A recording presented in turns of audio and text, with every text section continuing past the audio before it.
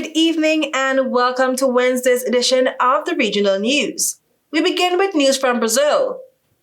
Rescuers rushed to evacuate people stranded by devastating floods across the southern Brazilian state of Rio Grande on Tuesday, with at least 90 dead, thousands left homeless, and desperate survivors seeking food and basic supplies.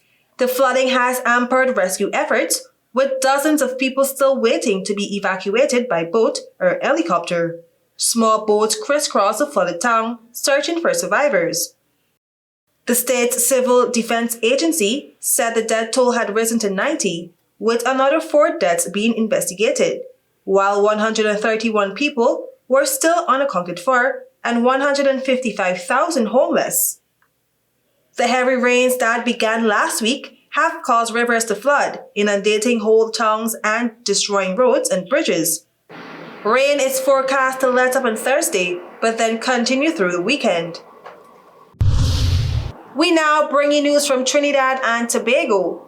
The estimated cost of the cleanup operation so far for the Tobago oil spill at the central government level is around $12 million, but by the end of the exercise, it could increase as much as $30 million, says Energy Minister Stuart Young. He made the comments while speaking at a media conference at the ministry's office at Tower C at the International Waterfront Center, Port of Spain, on Tuesday. Young also confirmed this country had successfully made a submission to the International Oil Pollution Compensation Fund, IOPC, to cover the cost of the cleanup of the spill, which took place off the southwest coast of Tobago on February 7. He also noted that he had led a delegation to the IOPC's office in London to make a case for his country to access monies from the IOPC. And now for some international news. Russian President Vladimir Putin said it was up the West to choose between confrontation and cooperation as he was sworn in for a 6-year term on Tuesday at a Kremlin ceremony that was boycotted by the United States and many of its allies.